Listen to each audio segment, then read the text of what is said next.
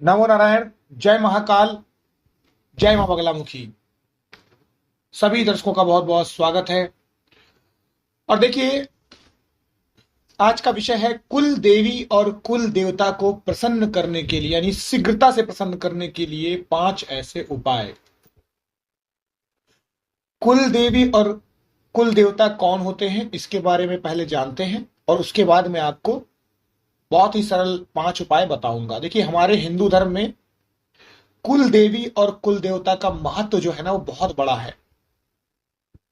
कुल देवी और कुल देवता किसी भी एक वंश या परिवार के रक्षक माने जाते हैं। इनके पूजन से परिवार को सुख समृद्धि और संपत्ति की प्राप्ति होती है। कुल देवी के रूप में आप मां भगवती दुर्गा, मां काली, शीतला माता, चामुंडा देवी, वैष्णो देवी, जगदम्बा माता, राज राजेश्वरी माता, बारी देवी, अंबा माता, विष्णुप्रिया माता, श्री देवी, लक्ष्मी देवी, ज्वालामुखी देवी, महालक्ष्मी माता, बगलामुखी देवी, विनायकी माता, बहुत इसके अलावा भी देवियों को पूज सकते हैं, जानते हैं। कुल देवी और कुल देवता की पूजा और आराधना से परिवार को आशीर्वाद मिलता है, उन्हें संतुलित जीवन मिलता है।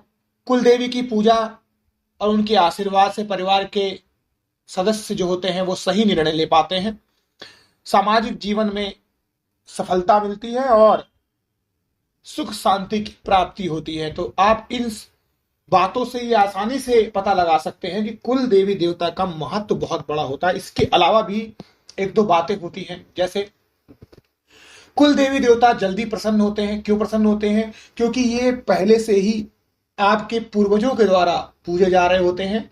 इष्ट देवता वो होते हैं जिनको हम मन से मानते हैं, वो हमारे इष्ट हुए, और जो पहले से पूजे जा रहे हों वो कुल देवी देवता है। अगर आपके घर में पितृ और कुल देवी देवता प्रसन्न नहीं है तो पूजा पाठ जल्दी फलित नहीं होती है, बहुत परेशानियों का सामना करना पड़ता है। 5 ऐसे उपाय जिनसे ये आसानी से प्रसन्न हो जाते हैं। देखिए, सबसे पहले तो पूजा और आराधना। जब भी आपको कुल देवी और अपने कुल देवता के बारे में पता हो तो श्रद्धा पूर्वक सही ढंग से इनकी पूजा पाठ करानी चाहिए और करनी चाहिए।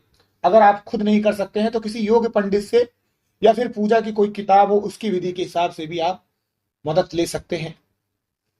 इसके अलावा अगर कुल देवी देवता के आशीर्वाद से उनकी इजाजत लेके किसी भी निर्धन को या फिर किसी समुदाय को, कोई धार्मिक स्थल को या फिर सामाजिक कार्यों में अगर अपने पैसे को निवेश करते हैं तो कुल देवी देवता का आशीर्वाद मिलता है, वो आपसे प्रसन्न रहते हैं।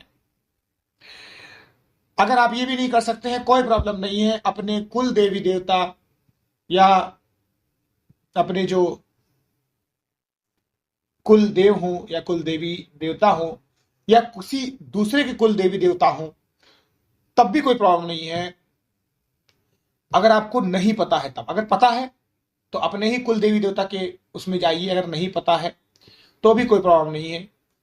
मंदिर या उनके जो स्थल होते हैं वहां पर जाकर उनके आप दर्शन भी अगर कर लेते हैं तो उनसे आपको प्रसन्नता मिलती है।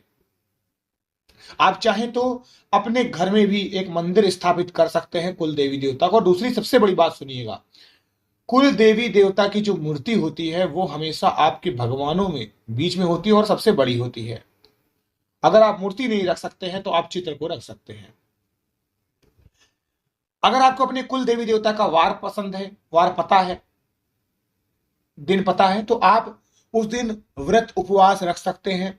और व्रत उपवास रखने से आपका अनुशासन झलकता है, तो उसके हिसाब से कुल देवी देवता प्रसन्न हो जाते हैं। अगर ये भी नहीं पता है तो आप व्रत और उपवास के बारे में किसी भी योग्य पंडित से या अपने ही पंडित से, जो आपके फैमिली के, परिवार के पंडित हों, कर्मकांडी हों, उनसे आप पूछ सकते हैं।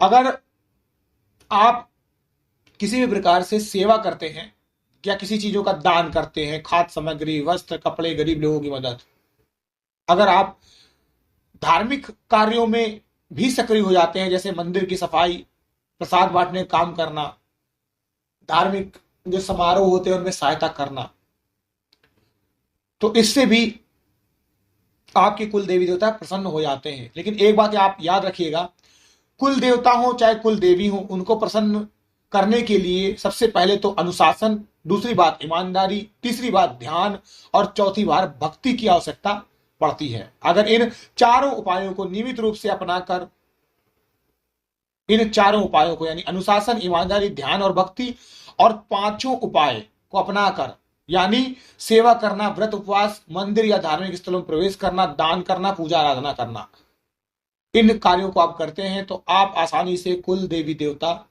और अपने इष्ट का आशीर्वाद प्राप्त कर लेते हैं। क्योंकि जब कुल देवी देवता आपसे प्रसन्न रहेंगे तो इष्ट अपने आप ही प्रसन्न रहेंगे। सो जो लोग मेरे चैनल पर नए आए हैं वो लोग मेरे चैनल को लाइक और सब्सक्राइब करें।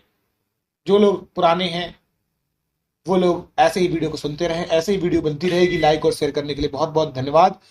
अभी के लिए आप सभी लोग खुश रहें, स्वस्थ रहें और अपने इष्ट श्री हरिनारायण विष्णु से मैं यही कामना करता हूं आप सभी लोग खुश रहें। नमो नारायण। जय महाकाल, जय बाबा की।